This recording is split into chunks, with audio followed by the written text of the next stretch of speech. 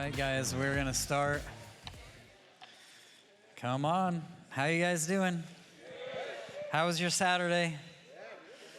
Good? Was anybody not here last night?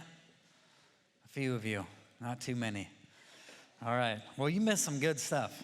You'll have to go watch it or listen to it or something. Man, I'm wobbly. Should I? There we go. It's better. So last night I told you I've sort of rearranged some of the messages so your little pamphlets are not fully accurate. I think what we're going to do tonight is we're going to skip to the last one and then come back. What I'm going to try to do is I'm going to do the hearing God.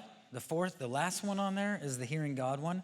We're going to do that one, and then we're going to come back, and I'm going to try to do both the dream home and the presence, power of presence at the end.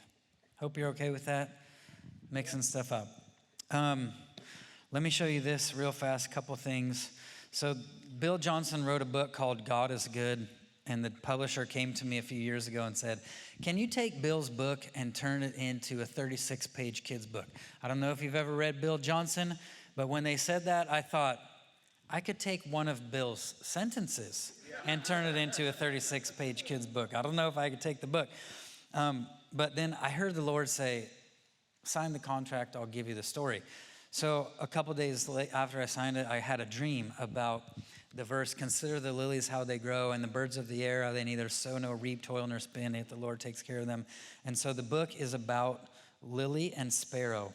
And Sparrow is going through the forest, discovering all the problems and discovering that he has no real ability to change them.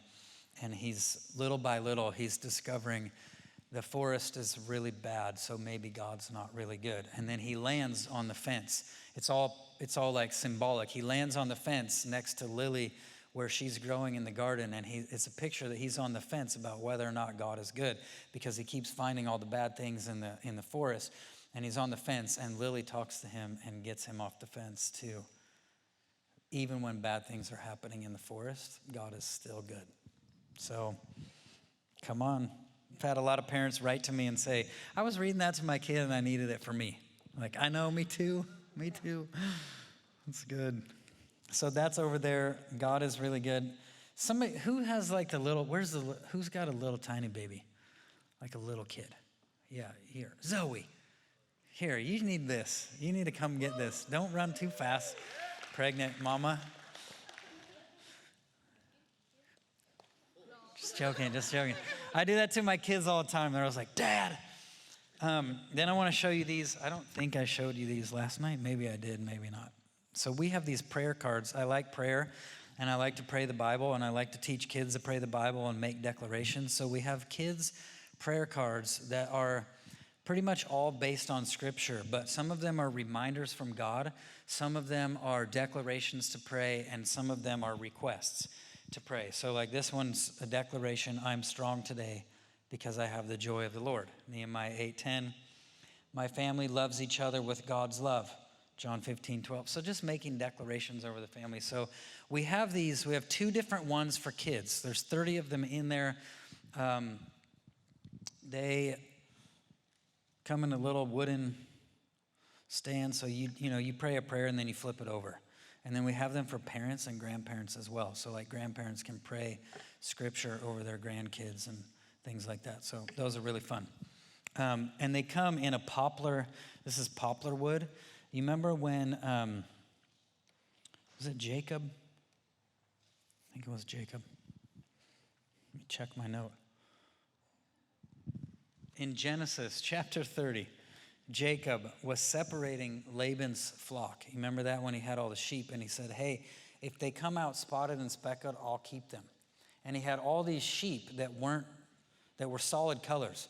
And he took poplar wood and he cut it so that it had spots and speckles in it. So when the sheep came to drink, they would see the spots and speckles and reproduce what they saw, not what they were. It's a powerful picture of the shepherd Jacob's name also means deceiver. So this is a very powerful prophetic story about how the deceiver, so now we're going to have to talk about dream home. But it's a powerful picture of the way the deceiver will get you to act outside of your nature. If he can change what you're looking at in your imagination, he can get you to act outside or reproduce outside of who you actually are. But God can do the same thing, that no matter how you were raised, no matter who your parents were, no matter what, if he can get you to look at the spots and speckles on the wood, that if he can get you to look at the cross and actually look at the cross, if he can get that in you, you'll reproduce what you see, not what you were. Are you with me? So I chose poplar wood for this so that it would be a thing that like, hey, when I read these verses, like, God, help me remember today that nothing is impossible with you. Like, I'm going to see that and pray that and declare that, and it's going to change what I reproduce out of my life. So speaking of changing what we see, I think now we have to do the dream home. Sorry. I just realized, like, we're going into it. What? Keeping myself on my toes, too. I want to show you one more thing. Can you put up that picture? I think you have it for tonight. It's the Spirit-Led Parents Academy. So every month I do a workshop. I noticed there was a bunch of people that joined last night. So we have this right here. There should be a picture. Yeah, there's Spirit-Led Kids. So inside the app is a Spirit-Led Kids Academy where I do weekly videos. Look at this. Man, you guys are good. There we go. So we're going to talk about presence tonight. There's a Present Parent Academy where I did 30 days. I got a prophetic word from someone. I did 30 days, no internet, no cell phone when I was with my kids and my wife. That was so hard and so awesome. I never realized how dependent I was on my phone and how much it was meeting my needs until it wasn't there. That would be wise for every human to go through. Anyway, then we have the Spirit-Led Kids Academy, the Spirit-Led Parents Academy. And so I do a workshop. The next workshop coming up, I think it's in a couple weeks, is called, what's it called? Oh, Becoming a Trustworthy Parent. The last one I did is called Living in Perfect Peace. Is that up there? Yep, Living in Perfect Peace. That was the last one. So check that out. It's on the app. It's not on social media, but it is on an app. It's really good. All right. So dream home. Let's jump to Isaiah 26, verse 3. This verse says, "You will keep him in perfect peace, whose mind is stayed on you because he trusts in you." You probably all know that verse. You will keep him in perfect peace, whose mind is stayed on you because he trusts in you. That's a strong verse right there. That means it's actually possible to live in a place where you can't escape peace. You know, biblical peace is different than worldly peace. You know, Jesus said, "My peace I leave you, my peace I give you, not as the world gives." Remember, Jesus was in the storm taking a nap and everyone got afraid, and he wakes up and he goes, "Peace, be still." And the whole storm calms down. A lot of times we think peace is so we can survive the storms. So things are chaotic, things are crazy. We think peace is so we can survive storms, but not God's peace. The world's peace might be so you can survive storms. God's peace is so storms can't survive you.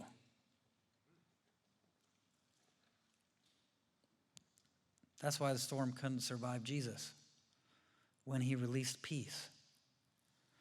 And this is saying God will keep us in perfect peace when our mind is stayed on him because we trust in him. It's also kind of a scary verse. It means if I'm not in perfect peace, I put my trust somewhere else. What am I trusting? If I lose my peace, I have to ask, what am I trusting right now? Because it's not God. You guys hear? That word, mind, whose mind is stayed on you, it's the word for imagination. So if I'm not living in perfect peace, what did I let come into what am I watching in my head? What am I watching in my imagination? What am I letting go on in here? Tonight we're talking about dream home, and I want to show you a few pictures. Do you guys have those pictures from the movie Inside Out? Can you put that first one up? You guys know this movie? Anybody not seen it? If you haven't seen it, you should watch it. So the movie takes place, this is inside a girl's head, a teenage girl's head. It's inside her head, and all of her emotions are there. She's got joy, fear, anger, sadness, and disgust are all inside running headquarters. And so it's how she experiences the world through her emotions in headquarters. And that girl that's standing there in headquarters is Joy. So her color is yellow. So obviously you see her standing there looking at this wall is everything that's happened that day, all the information that's taken place, every conversation, every interaction, everything that's happened to the girl today comes into her head in these little spheres, and they come in a different color. So joy is yellow. So obviously the girl had a lot of joy on this particular day. Most of what happened to this girl today was joyful. So all the information that comes into her head comes in these emotions. So if you look up at the top left and over to the right, there's red. So that's when things happen that she felt angry about. So the information is stored in anger. Most of it's stored in joy. You got a purple one down on the bottom left. That's, what? That's fear. Blue up top is sadness. The green is disgust. Thank you. I forgot that for a second. But here's what this is showing us. I think it took them 10 years to develop this because they wanted it to be really accurate. What this is saying is that all of our information that comes into our head is stored inside emotions. This is why so many parents, like when they come to a conference like this, they learn things about the hassle timer. They learn things about the no fun chair, like we talked about that last night. They learn things about like, hey, I'd love to talk. I'd love to help you. Let's talk when your voice sounds like mine. They learn all these things, but then what happens is, I don't know if you notice this, but none of you have your kids here. And if I make you laugh, you notice. So we got a little bit of chuckling. So the emotion is joy. So anything I tell you right now will be stored inside the emotion of joy. At least it's really peaceful and calm. You know, it's like the kids are not here. No one's screaming. No one's yelling. No one's barfing. No one's punching the other one. No one's refusing to go to sleep. So all the information I teach you right now is stored emotionally inside your being. The problem is the emotion it's coming across in is not the emotion you need it in. You need the information we're learning when you feel angry, not when you feel joyful, because your kids are with somebody else. So this is why so many parents, they'll leave a conference like this and they'll get in a situation and they feel angry and they go, I learned all this stuff. I read the book, I took the conference, I took the notes, I wrote everything down. I had all that information there, but as soon as I got angry with my kids, where did the information go? It's like I can't access it. That's because it's not stored inside the emotion that you need it in. Christians do this all the time. Usually the ones that go to the most conferences live out what was taught the least. We call them conference junkies. Can you go to the next picture? I'll just show you a picture. There's everybody right there. You got disgust, fear, joy, sadness, anger. Can you go to the next one? There they are again. And then go to that other one. That one right there. Hallelujah. You know what that is? That's a magazine, right? So think of tools, hassle timer, no fun chair, let's talk when your voice sounds like mine, rewarding them more for what they do right than just watching for what they do wrong. Remember all of these things that I taught you. Think of those as bullets. And we're loading them in your magazine. But unless you put the magazine in the actual gun, It doesn't matter how many bullets you loaded in the magazine. If the magazine's not in the gun, that none of the bullets are going to come out.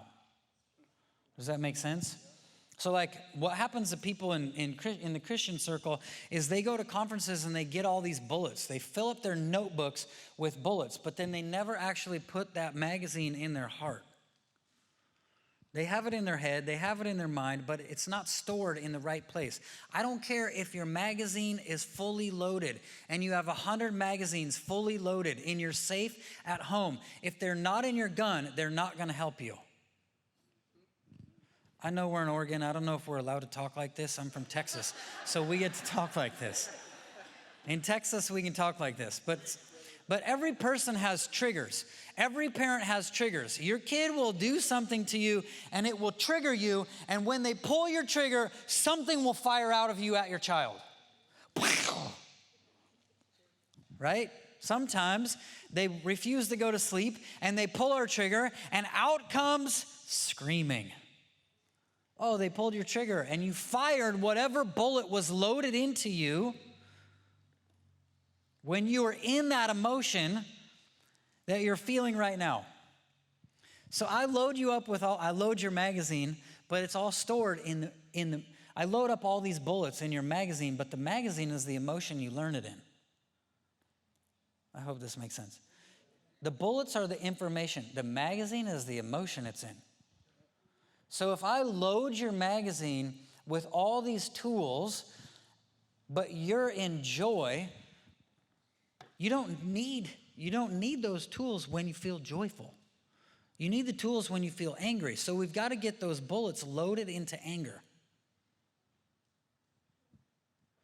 Otherwise, when you feel angry, you're like, where did all this go? I've literally had parents tell me, Seth, I read the books. Seth, I've been coaching with you. Seth, I meet with you every month. Seth, I've gone to all these conferences. Seth, I took all the notes. I have all this information. I know what to do. And then I get in this situation where my kid is running towards the parking lot and we're in the restaurant and I feel totally scared of what's going to happen. And out came my dad. Not what I learned. Oh, it's because you feel scared and angry. And so the magazine that's in your gun right now is fear and anger. And the only thing that comes out is whatever bullets are loaded in, whatever information is loaded in. Well, when did you get your information loaded in fear and anger? Probably when you were a child. You got afraid and you got angry, and your parents loaded your gun full of bullets. And now I reload your magazine, except it's all in joy. So we've got to learn, how do we get the information that we know into the magazine we need it in? How do we load it in anger so that when we feel angry, out comes the hassle timer, not the screaming? When our kids make us feel afraid and they pull our trigger of fear, when I feel fear, out comes patience, not rage. Does that make sense? I hope I'm making sense. So I think Inside Out helps us see information is stored emotionally. If I can have all the bullets loaded up in magazines, but until I put that magazine in the gun, like I need the hassle timer loaded into anger. I need to feel angry and go, hey, it's totally good. Hassle timer's on. Go ahead and do what I don't want you to do. It's a hassle for me. Oh, I'm totally calm. How do I stay calm? I feel so angry. You just pulled my trigger and out came the hassle timer. Pull it all you want.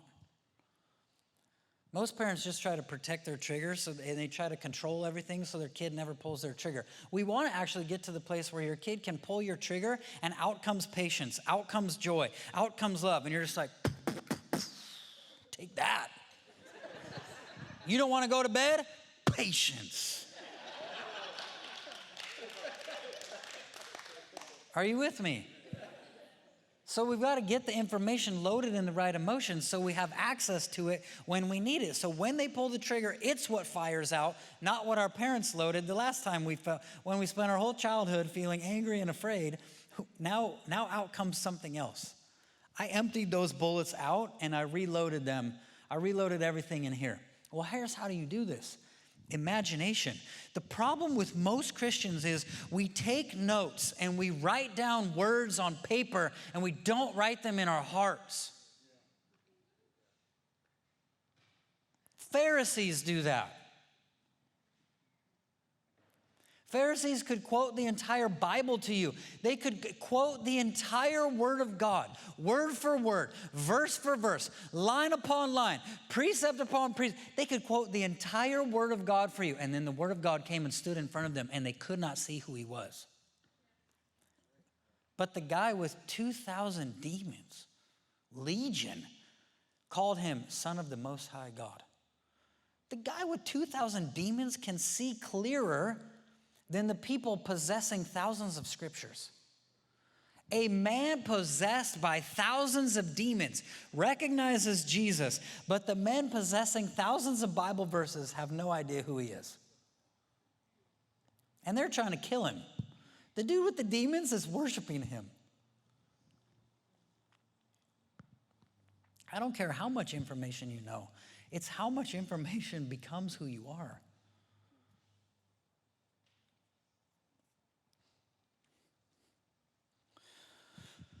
Most Christians, they write down all the information so they can repeat it, they can remember it, but it doesn't come out when they need it. It doesn't get in their heart.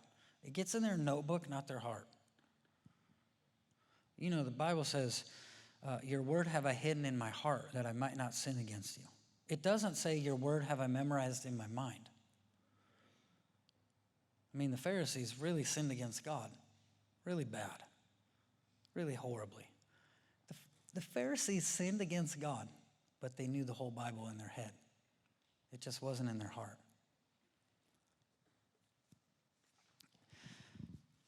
So Isaiah 26:3, you'll keep him in perfect peace whose imagination is stayed on you because he trusts in you. That's the Hebrew word for, in my Bible it says mind. In Hebrew it's also imagination. In Ephesians 1:18, Paul is praying and he says, I pray that the God of our Lord Jesus Christ, the Father of glory, would give you the spirit of wisdom and revelation and the knowledge of him, having the eyes of your heart enlightened.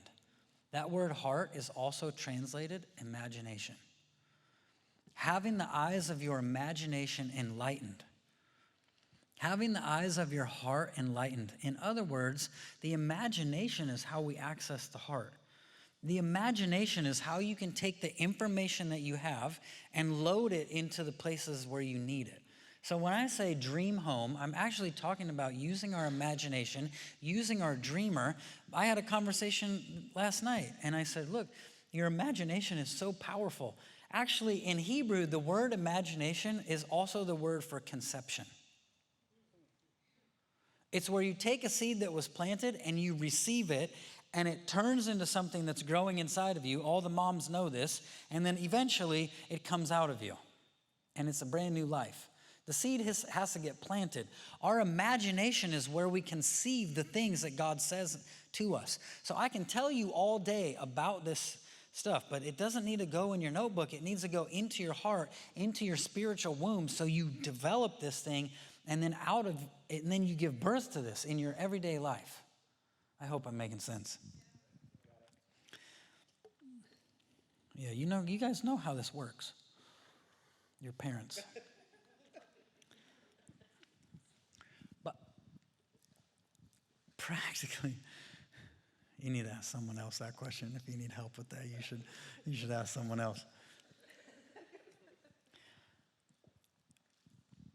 It's really important that we take the stuff that we learn and we go into relationship with God. And we go into our imagination and we dream it up and we meditate on it and we watch ourselves do it. We watch ourselves live it. We watch our kids pull our trigger and all of a sudden we respond a different way than we have.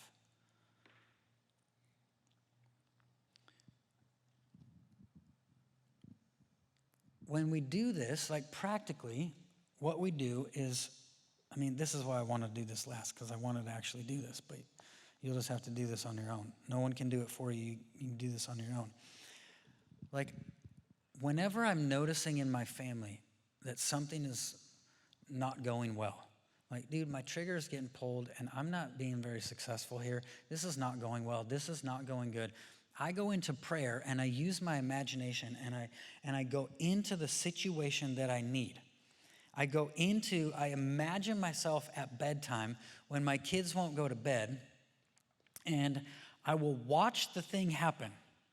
The beautiful thing about the imagination is you can travel in time. So you can go back in time and revisit things that have happened. You can also go into the future and visit things that are going to happen, and you can plan for them and dream them up and see them and watch them. But what I like to do practically is I like to go, okay, I got the hassle timer, but I'm not using it properly, or I'm not using it in the situation I need it in. I just got really angry. I got really mad. My kid pulled my trigger, and I didn't use the hassle timer. So what I do is I'll go in prayer. I'll close my eyes. I'll imagine myself in that exact same situation where my kid does the exact same thing they did before that caused me to react the way I don't want to react. And instead of reacting the way I did, I will watch myself use the hassle timer, but I'll do it once I feel the emotion that I need it in. I don't even know I hope I'm making sense to you. You know, you can, if your kids are having trouble at bedtime, you can literally close your eyes, go to bedtime. Like my kids right now, my wife texted me today. She's like, the kids are really talking mean to each other, and I don't know what to do. And I'm over here in another state going, Lord, I can't really help. I can't really do anything. Well, I can pray for them. I can pray for my wife, but I can also make a plan inside of me for how I'm going to respond when they're fighting each other, when they're going at each other, when they're mad at each other. I can go in there, and instead of them pulling my trigger and out coming something else, I can watch myself respond. But the way I do it is I make sure I go so deep into that situation that I feel the emotion. You know how like you could close your eyes right now? Like just take a minute, close your eyes and pick a time where your kid pulls your trigger and you're like, dude, this is where my kid drives me nuts. This is where my kid pushes my button. This is where my kid pulls my trigger and I yell or I scream or I walk off or I spank them so hard and I don't want to do it anymore. You can go into that time. It could be bedtime. It could be dinner time. It could be when you turn off the TV and they freak out and then you freak out. It could be any of those times. But if you go there in your imagination and you start to feel the anger that you normally feel, when you watch yourself do something else, you just put the bullet in that magazine that you need it in. I hope this is making sense. You need that. You need those new skills in the emotion of anger, in the emotion of fear. You don't need it when you're happy. You need it when you're angry. So if you go and feel anger and then watch yourself, you conceive yourself doing the thing you want to do, not what you've done. You position yourself to do it when you're actually in that situation. I don't know. I hope that made sense.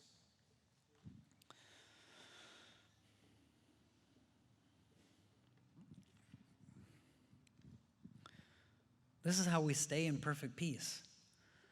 If our imagination is stayed on Him, if we include Him in our imagination, like what if you went into that situation where your kid pulls your trigger, you feel so angry, and you go into there and you have Jesus standing there with you?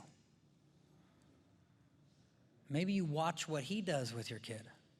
Maybe you watch how He responds to your kid. And now, when you're in that situation and you feel that anger, you do what Jesus is doing, not what you've done. Does that make sense?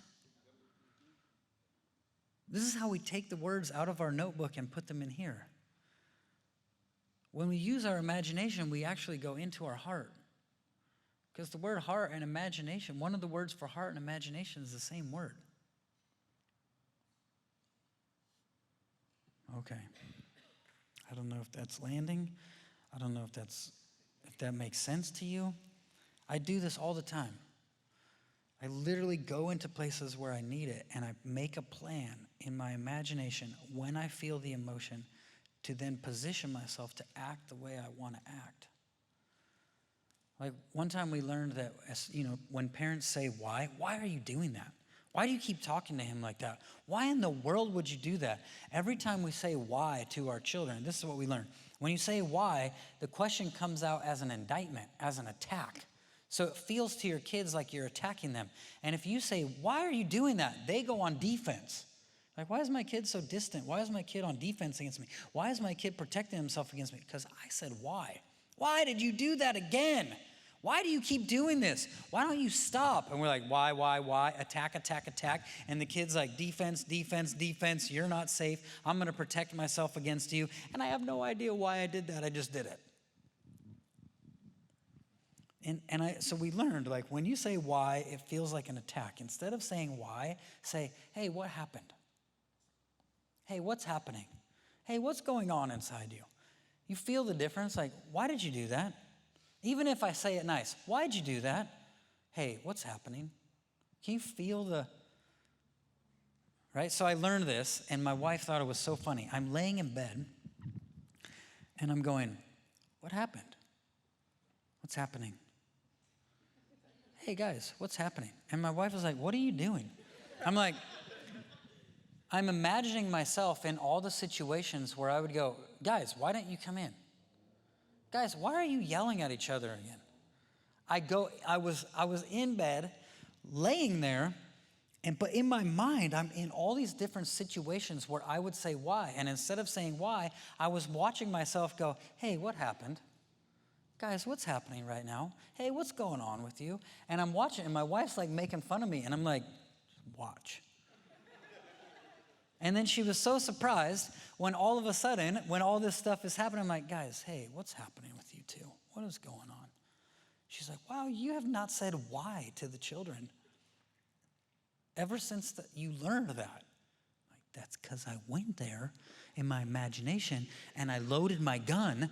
When I felt angry, I loaded what's happening and I took out all the why bullets and I loaded up a bunch of what's happening bullets. And now when I'm in that situation, what's happening? Hey, what's going on? Hey, what's happening inside you right now? Will you tell me? And all the whys are gone. There's no more why bullets in there. And my wife thought it was so funny until she saw it work.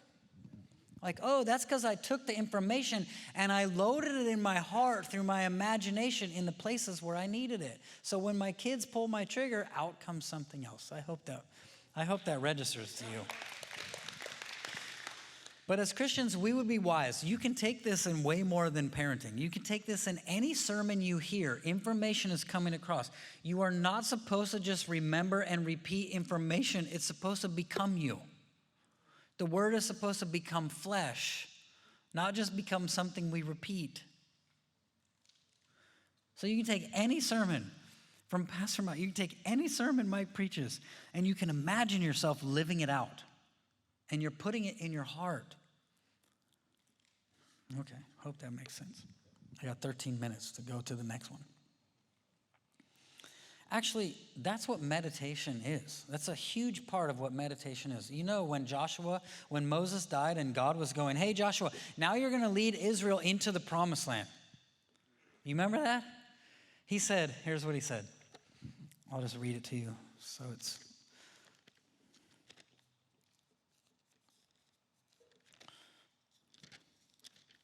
sorry, hold on. Gotta get there. So Moses has died. Joshua's job is to now take them in the promised land. And here's what God says. Only be strong and very courageous, that you may observe to do according to all the law which Moses my servant commanded you. Do not turn from it to the right hand or to the left, that you may prosper wherever you go. This book of the law shall not depart from your mouth, but you shall meditate in it day and night, that you may observe to do all that is written in it. For then you will make your way prosperous, and then you will have good success. In other words, if you want to take the promised land for the people that you're leading, you need to meditate on what God says day and night. If we're not taking the promised land, we're meditating on something else. If we're not living in perfect peace, we're doing something else in our imagination except include God. We're trusting in something else. Are you with me? God's like, hey, you're going to do Moses' job. You're going to finish it off. You're going to take him into the promised land. Meditate on what I say. Let that be what plays in your head over and over. Okay. Speaking of the imagination, let's talk about being present. Presence is powerful. Can you show that little video. There's like a few second video clip. I want you to see the power of when a parent is actually present with their kids. Okay? We're going to pull it up here in just a second. And then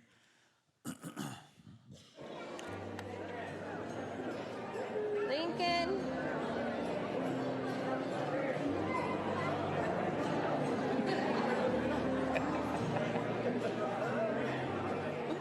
he's looking around. Are my parents present? Are my parents here? Are my parents paying attention? Do they see me? And as soon as he saw him, he was like, yes. That's how our kids feel when we're present. Can you put up that other picture? That one that's not it's like a really bad picture. It's the one that came along with us. Not that one. Do you have the one that says, I wish I was their phone? There it is. So this is the other side. You saw what happened to the kid when his parent was present. Look at what happens to the kid when mom and dad's not present. Let me just reassure you, I'm also talking to myself when I'm talking to you. Like, this is a huge problem right now. You know what else this is doing? You know, these screens are imprinting onto our imagination. So sometimes the reason we don't have peace is because we've been looking at this too much. I mean, you can go on Instagram and a few clicks and all of a sudden, you know everything that's happening in the world. I'm absolutely convinced that the world is not actually worse now than it was before. The world's always had problems. The world's always had issues. The world's had worse issues than, we've got really bad ones. The world is nuts right now. But the world has always been nuts. We just didn't know it. I mean, come on, it hasn't been that long before you had to wait for the newspaper the next day to tell you what happened the day before. And you probably didn't know what happened in other countries until a few days later. Like, oh, there's a war in Ukraine. Oh, Russia. Like, it wasn't that long ago when people didn't know that until like a week later. But now we know everything happening in every country all around the world, all the bad news, all the time. And we're over here going like this, getting so sucked into it. And then we're like, dude, I can't be present. Oh, I have no peace. Well, why don't I have peace? Because this thing is filling my imagination with what they want to put in, not what God wants to put in. Right? So sometimes my ability to live in perfect peace is also, what else am I putting in my imagination besides what God has said? There's this movie, Boss Baby 2. I love to preach from movies. If I had more time, I would preach entire sermons. I've preached entire sermons from Kung Fu Panda 1, Kung Fu Panda 2, Kung Fu Panda 3, Inside Out, Matrix, Matrix 4. Oh man, the Matrix 4 is so good. So prophetic. Encanto, I could preach whole sermons on Encanto.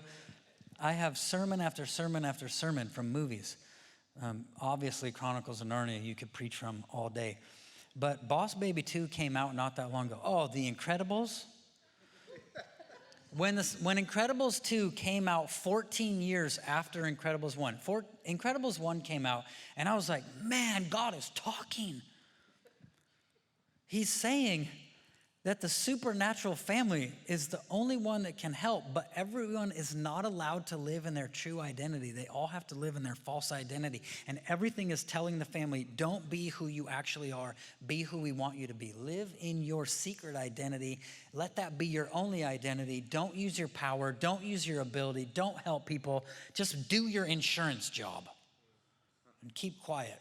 And the dad can't stand it. He has to express himself. Well, that whole movie, the point of the whole movie was the earth needs the supernatural family, but the earth doesn't want them to be it. And everyone's been living in fear to be a supernatural, powerful family. So then 14 years goes by and the next movie comes out. And when that movie came out, the Lord told me, he said, there's a reason I let 14 years go by, because the earth, the message I'm about to put in Incredibles 2 is what the earth needs right now. And things have changed. In Incredibles 2, part of the point of the movie is now the earth is begging for the supernatural family to be powerful. Before, they were trying to tell them, don't be powerful, just be normal. Now they're saying, please, no one can stop this unless it's you. And even the billionaires are coming behind to help the supernatural family. That's in the movie. The billionaires are going, we want the family to come and be super again. Because we understand the earth needs you. You know what else was the point of the movie? The screens are trying to enslave you. The bad guy is the screen slaver. Man, I watched that movie and I thought, oh, Lord Jesus, help us. The screen slaver is causing the parents, causing the superheroes to use their power for evil instead of good. All with the power of the screen. So that's a strong movie. But then Boss Baby 2 came out not that long ago. And the whole point of the movie is you have a school that wants to separate parents and children. This is the point of the movie. And they are not hiding it at all. It's right there out in the open. Here's what you need to understand about movies. I know there's an uproar. I'm just totally going to preach, and I don't know how this is all going to play out. I'm so sorry, but I'm just going to keep going. There's this whole uproar about Disney right now. And so everyone's like, the enemy has an agenda. This is what they're doing. Of course, the enemy's always had an agenda, but so does God. You remember Jesus said, the thief comes to steal, kill, and destroy. So he goes, hey, let me tell you what the enemy's agenda is for you. Here's how you recognize him. He comes to steal, kill, and destroy. But I have come that you may have life and life more abundantly. You remember that verse, John 10:10? So what's Jesus doing? He's going, the enemy has an agenda, and here's what it is. And now that you know his, now I'll tell you mine. Are you with me? So sometimes we watch these movies and we're like, they have an agenda. Of course they do. But so does God. And just because they're not Christians doesn't mean he can't invade their story. You know, I actually believe God influences Disney movies very strongly because there's so many millions of children who will never come to church. So he's got to put his story inside these movies to reach out to kids that the church will never see. But they'll go sit in the movie for an hour and a half. I don't know if you saw Frozen 1, but there is not a clearer picture of the gospel than Frozen 1. When the sister strikes her other sister in the heart with her power. It's a picture of what we did to Christ, because then the sister that got struck with our sin ends up giving her life, sacrificing her life to protect her sister from the enemy who was trying to kill her, while she simultaneously is killed by what her sister did. I don't know if you noticed this, but Jesus gave his life for us and we killed him at the exact same time. Our sin killed him while he's giving his life to save us from the enemy trying to kill us. It is such a clear picture of the gospel. They take the whole new covenant and they shrink it down to like 2 minutes and pack it in. And you're like, oh man, she dies, she resurrects, and then she goes, oh, it was the act of my true love, my act of true love, which the cross was the real act of true love. And it thaws the frozen heart, and it thaws everything around us. Whatever's going on in our heart becomes what happens around us. And this girl, Elsa, learns it like, oh, I didn't need someone to do an act of true love to me. I needed to do an act of true love. And it thawed my frozen heart that you struck me with. Are you with me? Like, you watch Frozen 1 and people are like, what's the enemy's agenda? I'm like, can you not see the gospel? It's right there. It's not Jesus, it's Elsa. So, of course, it's not the exact gospel, but it's alluding to death, resurrection, and changing of the heart. The frozen heart to the soft heart. The heart filled with fear he exchanged the fear and put in love. How much more kingdom can you get? Are you with me? Like, well, that movie was written by people who are new age. Well, God still spoke through them. We get so religious sometimes, and we're like, God can only speak through pastors and Christians. No. He can speak through whatever he wants, because he's going to communicate to people who aren't going to listen to a pastor or a Christian. Sorry, I'm on a rampage right now. Boss Baby 2. The whole point of the movie is the school. Thank you. He got me. Boss Baby 2. The point of the movie, and this just for your information, the logo of the school is the rainbow. So you put that together and you think about this. But the school has a rainbow logo, and the actual headmaster of the school has spent millions and millions of dollars putting hypnotic technology into a social media app so that when the parents take pictures of their kids, the hypnotic technology will go to work and it will hypnotize the parents, and then he can tell the parents to leave the kids alone so he can do whatever he wants with the kids. I'm like, are you kidding me? This is the exact agenda of the school. And you have the dad that goes and becomes childlike again. He goes up into heaven. He goes into baby core. He drinks the formula. He goes up into heaven, and him and his brother reconnect, but they come back down as kids, and they infiltrate the school, and the dad actually breaks the hypnosis that's come over the parents, and he sets the parents free to reconnect with their kids. It's the spirit of Elijah. Turn the hearts of the fathers back to the kids and the kids back to the fathers. I mean, you can't get any more clear than in Boss Baby 2. But the point of the movie is the school has put hypnotic technology in social media to try to get parents away from their kids. So what does that mean? How we use social media will greatly influence our relationship with our kids. Please, I've been the person that I'm going like this, and my kids are going, Dad, hey, Dad. And my wife was like, Seth, yes? Your kids are calling you. Oh, they are? I've been that person. I'm trying to say we should be careful how we use this. Why? Because this will keep us from being present, and this will invade our imagination. So our imagination is filled with whatever Instagram wants to fill it with. And I don't care how much you try to tell the algorithm what you want. Sometimes they block what you want on the algorithm because they don't want you to know it.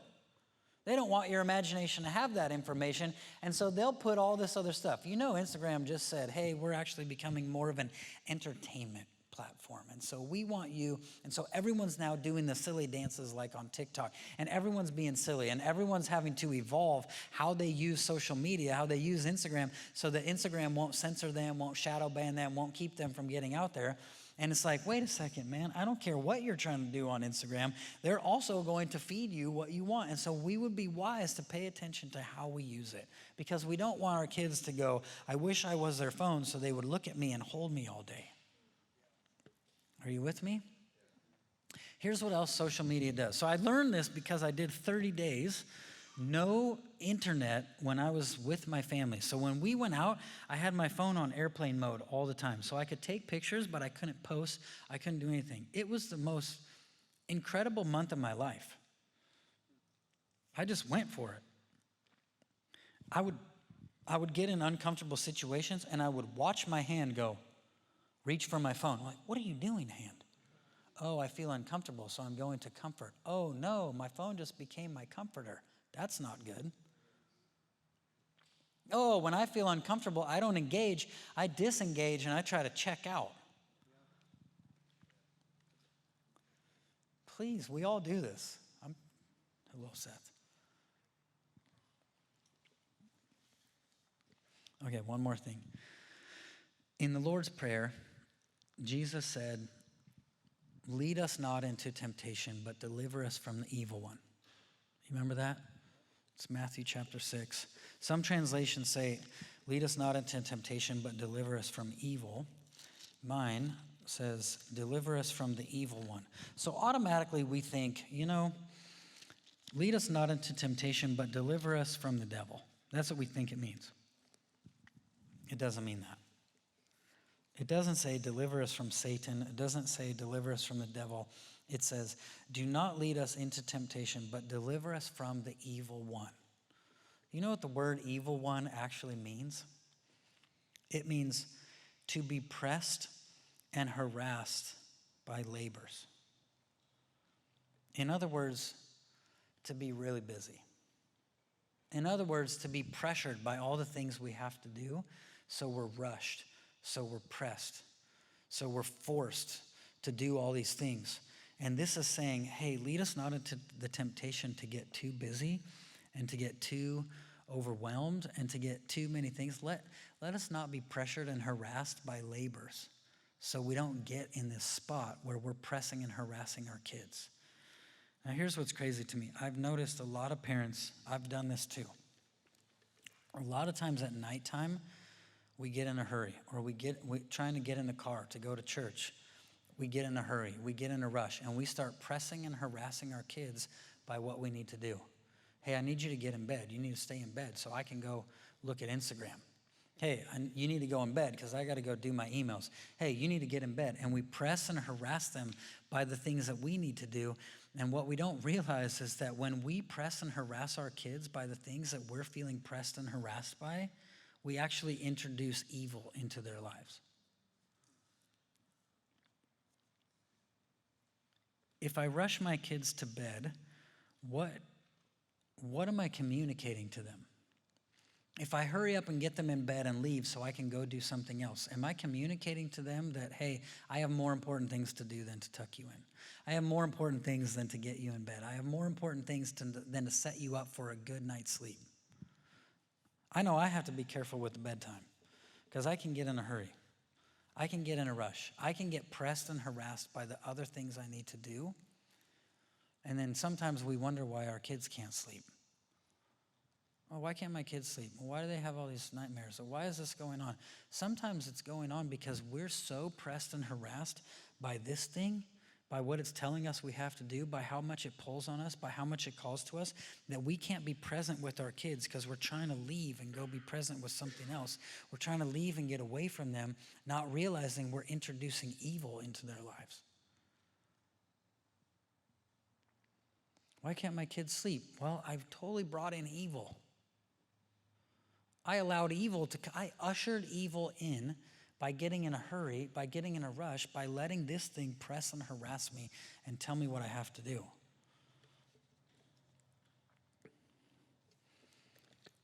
And I'm sorry, normally I would spend more time on both of these, but I'm trying to jam them all in there for you.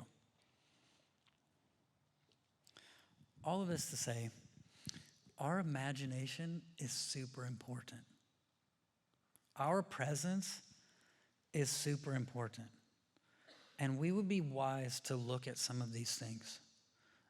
You know, I want to have authority in my kid's life. When my kid is like 13 and they have their phone, I want to be able to say, hey, no phones at the table. I can only say that if I haven't been using my phone at the table. Hey, no phones before bed. 2 hours before bed, no screens, no phones. I can only say that to them if I've been living that in front of them. I only have authority to speak into that if I've been living it out.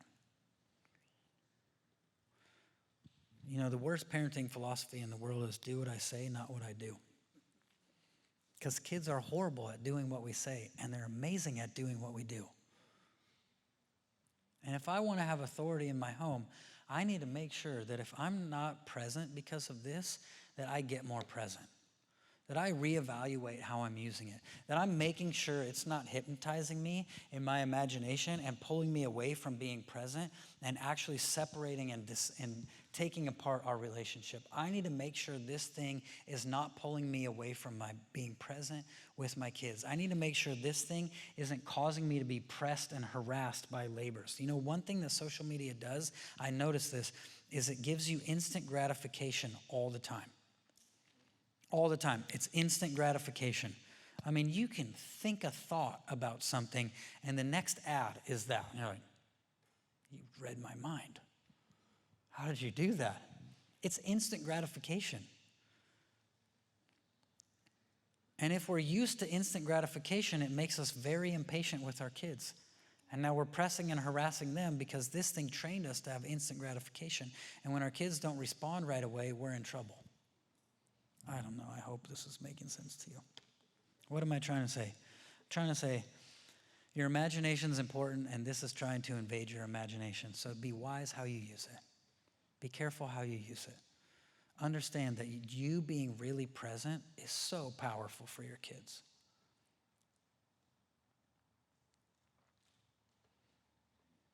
I mean, what is it that differentiates us from everyone in the world? Moses said, how are they going to know? What's going to make us different than them? Oh, it's that you go with us. It's the presence of God that makes us different than everyone else. Well, the presence of parents will make our kids different than everyone else. I dare us to see what presence can do. I dare us to see what using our imagination to include God and to dream up the home that we want can do. Okay, I think we have to do Q&A because we're 8 minutes past. Sorry. We'll just shrink it. Right, Jake? Let me just pray real fast. Will you put your hands on your mind where I don't know if your imagination's right here, but it feels like it's right here. Will you just put your hands on your mind? Lord, help us use our imaginations to live in perfect peace. Lord, help us use our imaginations to include you in them and to dream up what we want in our home so that we live out what we dream up intentionally. And Lord, help us remove anything that's keeping us from being actually present with our kids, with our families. Help us be present. Your presence changes us so much. Lord, help us be present with our kids that our presence can change them so much too. Lord, help us in our imagination. In Jesus' name, amen. Okay. Hopefully we got some questions.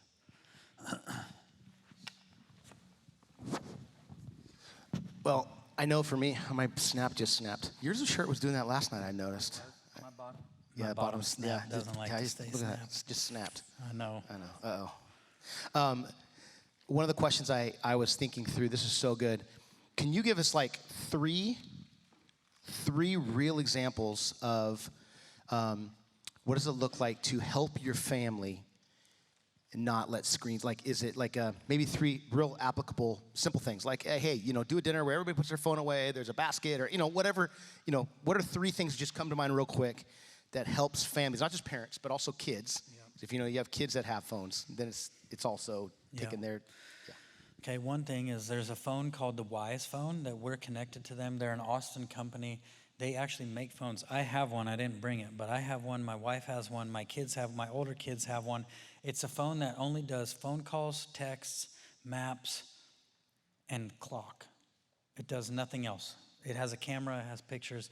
So that's a phone that's good for kids because it gives them it looks like a smartphone, but it's not. It also, they built their own platform completely. So it is a Google phone, but there's none of the Google tracking. So Google doesn't know where your kids are. Apple doesn't know where your kids are. It's not listening to them all the time. It's not keeping track of everything. It's not collecting all the data on our kids. That makes me very afraid that they are collecting so much data. That makes me more afraid than anything else. Why is afraid? Where it's like, yeah, probably shouldn't let big tech have all this information about us. So I think choosing the phone that you have is very important. I think it's really important to understand social media says, Twitter, Facebook, all of them say kids aren't supposed to have it till they're 13. We mentioned that last night. So if you got an 8-year-old with social media, you should probably cut that out right now. For sure, that will not be good for them. If the government thinks it's not good, you should too.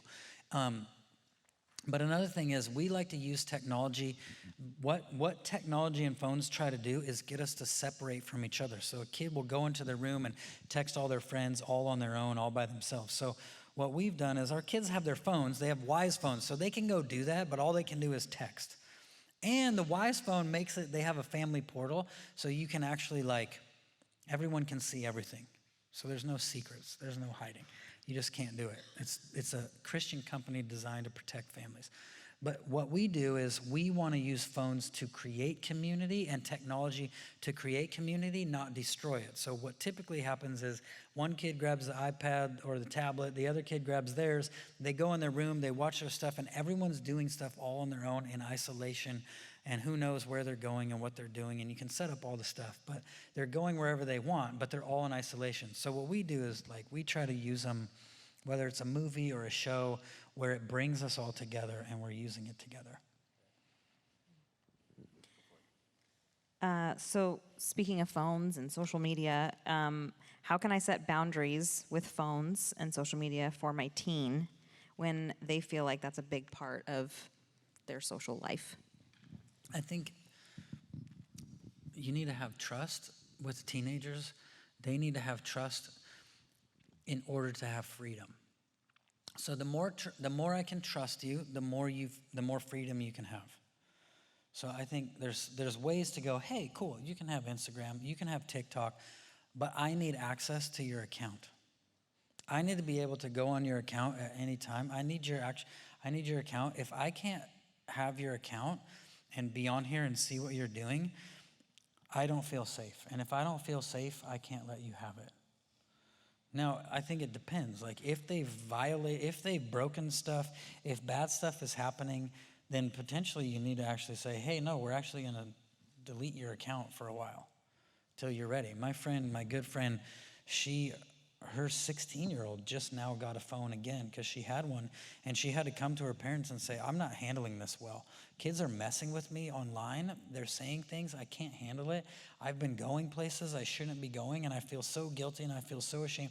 I'm not handling this. I know 17-year-old boys that told their dad, like, Dad, I can't handle the stuff that's coming at me.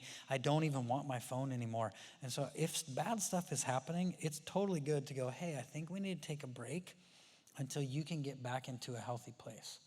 Like sometimes this isn't making us unhealthy, this is revealing the unhealthy. You know what I mean? So it's like, hey, potentially we need to take a break from it, and so then you can get in a healthy place, so when you come back to it, you're in a better spot. Now, all of that has to do with, do I have a connection with them? Do I have a relationship with my kids where I can do that? You know, if you have zero relationship with your teenager and the only connection they have is on here and not with you, I would start with connection first. I would start with getting really connected to them before you start setting a whole bunch of boundaries. I would communicate like, hey, I feel scared with you on social media. Hey, I don't feel safe with the stuff that's going on. So I think you can set different boundaries based on what's going on. If it's really bad, get rid of that thing. Embrace the pain. Let them hate you for a while if you need to. But if it's not super crazy, I think it's like, hey, I'll feel safe if I can see this. Like when my kids get it, I'm going to start them like with I'd probably start, Instagram makes me really nervous, but TikTok makes me even more nervous, but Twitter allows porn. So I'm like, dude, good luck with any of them, but I'm probably going to start my kids with Instagram, and I'm going to teach them how to use it, but I want access to what they're doing. Hey, if you can navigate Instagram well, we can talk about TikTok. Hey, if you can navigate that well, we can talk about other stuff, but you've got to demonstrate to me that I can feel safe with how you're kind of like a car. Like, hey, I'll give you the permit. You got your permit, but now we need to drive. And if you can't do this well, you're not going to get your license. They won't give it to you. I'm not just going to hand you your license when you haven't even taken the written test yet. Are you with me? I'm not going to hand you you need 2 years of driving before we'll even talk about your license. So I think, yeah, I need to feel safe. What do I need to feel safe? I need to be able to see what's going on. And if people are being mean to you online and you're not handling it well, I need you to talk to me about that. Then I'll feel safe. Yeah, I would add to that too. I have teenagers, and the social media thing is hard. But we gave it to our kid as like a gift, like a Christmas gift. We're like, this is a big deal, and so you're gonna get it for Christmas. Like you get Instagram for Christmas, and so that's just one other tip I would say. Make it a big deal, and then also we did build a contract with them, and we said there's certain boundaries and there's certain things, and if we see like you're signing it and we're signing it, and if it goes overboard, then like it's gone. And so just having a contract with them, kind of knowing their expectations and they boundaries. know what they're getting into. Mm-hmm. Yeah. So anyway, That's good.